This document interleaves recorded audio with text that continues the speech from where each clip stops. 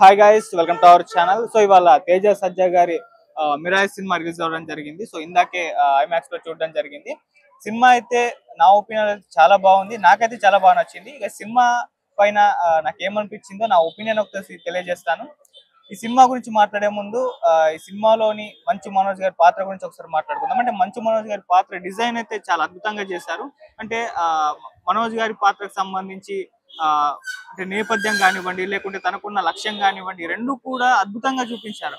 అంటే మన పాత సినిమాలు చెప్తూ ఉంటారు కదా, బలమైన హీరో విలన్ ఉన్నప్పుడే హీరో కూడా ఎలివేషన్ చేయొచ్చు, హీరోని కూడా అద్భుతంగా పండించవచ్చు. సో హీరో విలన్లు ఇద్దరు కూడా చాలా బలంగా ఉండాలని చెప్తారు. సో అందులో ఇప్పుడు మంచు మనోజ్ గారి పాత్ర కూడా ఆ విధంగానే చాలా బలంగా అయితే తీర్చిదిద్దారు. అంటే తన బ్యాక్ డ్రాప్ ఏదైతే తన నేపథ్యం చూపిస్తారో అది అందరినీ కూడా అలరిస్తుంది. అండ్ తర్వాత తను ఎటువంటి గోల్ పెట్టుకుంటాడు, ఆ గోల్ దిశగా ఎలా అడుగులు వేస్తాడు అని చెప్పేసి అలా ఒక నెగిటివ్ షేడ్స్ ఉన్న పాత్రలో అద్భుతంగా అయితే తన పాత్ర డిజైన్ చేయడం జరిగింది.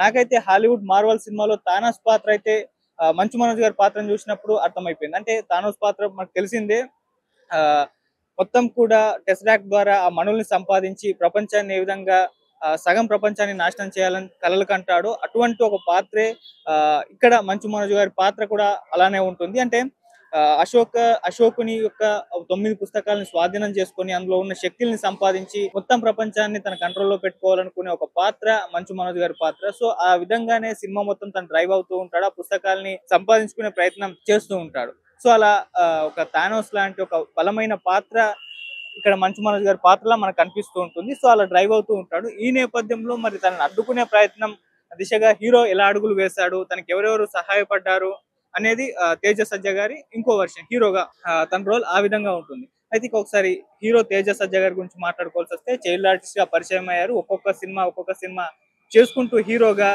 తనకంటూ మంచి పేరు సంపాదించుకుంటూ వస్తున్నారు. సో హనుమాన్ సినిమాతో ఎంత మంచి గుర్తింపు సంపాదించుకున్నారో తెలిసిందే. సో హనుమాన్ సినిమా తర్వాత వచ్చిన ఈ సినిమా కాబట్టి ఈ సినిమా మీద మంచి బజ్ ఏర్పడింది. సో మరొక సూపర్ హీరో ఫిలిం అని చెప్పేసి వాళ్ళు ముందే అనౌన్స్ చేయడంతో ఆల్రెడీ హనుమాన్ సినిమా ద్వారా ఒక సూపర్ హీరోగా తను ఎవాల్వ్ అయ్యారు. ఈ సినిమా ద్వారా మరొక మెట్టు ఇంకోసారి ఎక్కాడు అని చెప్పేసి చెప్పుకోవాలి. ఇది కూడా ఒక సూపర్ హీరో తరహా సినిమానే.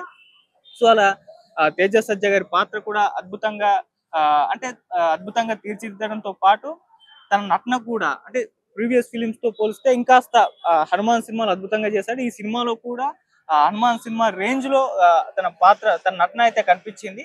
ఆ రకంగా అటు తేజ సజ్జా గారు కూడా తన నటన పరంగా మరొక మెట్టెక్కించిన సినిమాగా అయితే చెప్పుకోవాలి. సో పాత్రల డిజైన్ అయితే అటు మంచు మనోజ్ గారి పాత్ర కావచ్చు, లేకుంటే తేజ సజ్జా గారి పాత్ర డిజైన్ కావచ్చు, చాలా అద్భుతంగా చేశారు. సో ఇలా హీరో విలన్ల మధ్య పోరు ద్వారా సినిమా డ్రైవ్ అవుతుంటుంది. పుస్తకాలు సంపాదించుకునే పనిలో మంచు మనోజ్ ఉంటారు, దాన్ని అడ్డుకునే ప్రయత్నంలో తేజ సజ్జా ఉంటాడు. అయితే తేజ సజ్జా హీరో పాత్ర దాన్ని ఏ విధంగా అడ్డుకుంటుంది, ఈ నేపథ్యంలో అతనికి ఎవరెవరు సహాయం చేశారు, సో ఎలా అడ్డుకున్నాడు, దీనికి అటు రామాయణానికి మధ్య రిలేషన్ ఏంటి, సంబంధం ఏంటి అని చెప్పేసి ఇంకోటి ఇక్కడ మిరాయ్ అనే టైటిల్ పెట్టారు కదా, దీని గురించి ఒకసారి మాట్లాడుతాం. మిరాయ్ అంటే ముందు జపానీస్ లాంగ్వేజ్ లో చెప్పారు, హోప్ ఫర్ ద ఫ్యూచర్ అని చెప్పుకోవాలి. అంటే భవిష్యత్తు కొరకు ఒక ఆశ అని చెప్పేసి ఆ సినిమా టైటిల్. ఇక్కడ ఈ సినిమాలో మిరాయ్ అని ఒక వెపన్ ఉంటుంది, అది వెపన్ ఏంటి, సో దాని ద్వారా తేజ సజ్జా ఎలా విలన్ ఎదుర్కొన్నాడు అనేది అది స్టోరీ. సో ఇలా ఇద్దరి పాత్రల డిజైన్, వాళ్ళ నడిపిన తీరు అద్భుతంగా అయితే నడిచింది. ఈ మధ్యలో శ్రేయ గారి పాత్ర, జగపతి బాబు గారి పాత్ర అండ్ హీరోయిన్ రితికా పాత్రలు ఏ విధంగా హీరో పాత్రను డ్రైవ్ చేశాయని చూపిస్తారు. అలాగే శ్రేయ గారి పాత్ర అయితే చాలా అద్భుతంగా కూడా అంటే చాలా రోజుల తర్వాత మంచి కంబ్యాక్ ఇచ్చారని చెప్పుకోవాలి శ్రేయ గారు. సో అలా హీరోకి ఒక దిక్సూచిలాగా ఆ పాత్ర అయితే ఉంటుంది. సో మదర్ రోల్ తో పాటు ఇంకో మంచి సీన్స్, మంచి సన్నివేశాలు కూడా శ్రేయ గారికి పడ్డాయి. సో ఈ సినిమా ద్వారా ఒక మంచి కంబ్యాక్ అయితే ఇవ్వడం జరిగింది. అలా మిరాయి సినిమా అయితే చాలా బాగా డ్రైవ్ చేయడం జరిగింది చివరి వరకు కూడా. అయితే ఈ సినిమాలో ఇంకా టెక్నికల్ విషయానికి వచ్చేసరికి విఎఫ్ఎక్స్ అయితే చాలా అద్భుతంగా తీయడం జరిగింది. సినిమాకు 50 నుంచి 60 కోట్లు ఖర్చు పెట్టారని చెప్పేసి చెప్పారు. సో ఈ బడ్జెట్ లో ఇంత మంచి విఎఫ్ఎక్స్, థియేటర్ ఎక్స్పీరియన్స్ అయితే అద్భుతంగా అనిపించాయి. సో దానికైతే హ్యాట్స్ ఆఫ్ చెప్పాల్సిందే.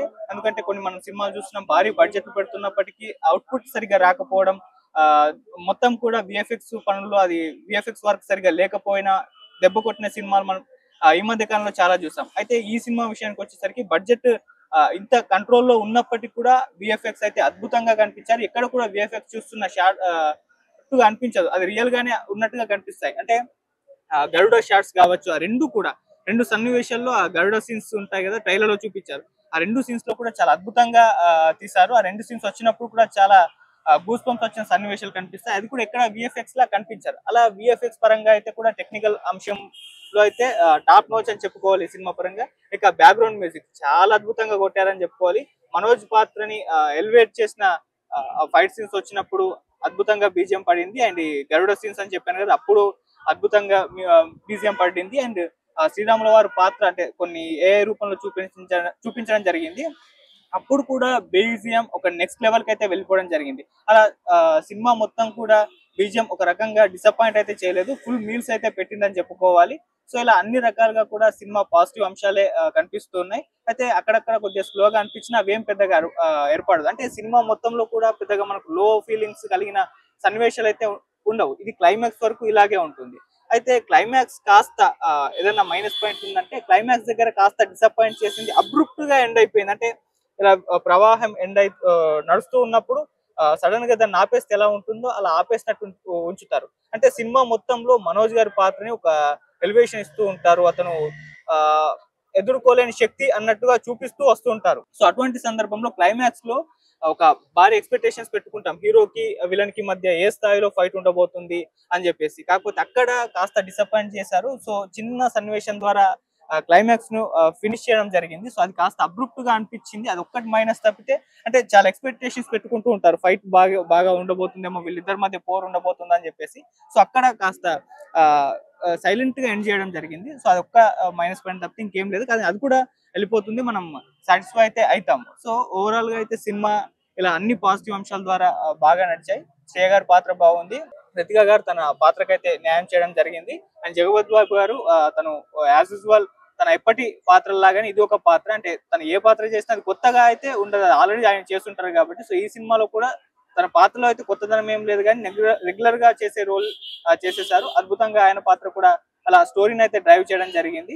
సో ఓవరాల్ గా మిరాయ్ అనేది తేజ సజ్జకు మరొక హిట్ అని చెప్పుకోవాలి. అండ్ ఈ సినిమాలో అంటే ఏం చెప్పాలి అని చెప్పుకున్నారంటే, ఇక్కడ ఒకటి మనం అర్థం చేసుకోవాలి. ఇంకొక రెండు అంశాలు మాట్లాడుకోవాలి. అది ప్రభాస్ గారి వాయిస్ ఓవర్ ఇవ్వడం జరిగింది ఈ సినిమాకి. ఆయన వాయిస్ లో ఉన్న బేస్ ఆ సినిమాకి ఇంకాస్త ప్లస్ పాయింట్ అని చెప్పుకోవాలి. అండ్ పోస్ట్ క్రెడిట్ సీన్స్ లో పార్ట్ 2 కి సంబంధించిన ఒక హింట్ ఇచ్చారు. ఒక తెలుగు టాప్ హీరో ఉండడం జరుగుతుంది. నేను రివీల్ చేయను, మాక్సిమం హీరో సాయంత్రం కల్లా అతను ఎవరో తెలిసిపోతారు. సో ఆ స్టార్ హీరో అంటే పార్ట్ 2 ఉండబోతుంది, ఆయన విలన్ గా యాక్ట్ చేయబోతున్నట్టుగా హింట్ ఇవ్వడం జరిగింది. సో సినిమా చూసేటప్పుడు పోస్ట్ క్రెడిట్ సీన్స్ అయితే మిస్ అవ్వద్దు. ఈ టైటిల్ పడి మొత్తం అయిపోయిన తర్వాత వచ్చే సీన్ కాబట్టి చాలా మంది థియేటర్ మధ్యలోంచి సినిమా అయిపోయిందని వెళ్ళిపోయారు, కానీ ఇది మాత్రం ఈ సన్నివేశం వస్తుంది.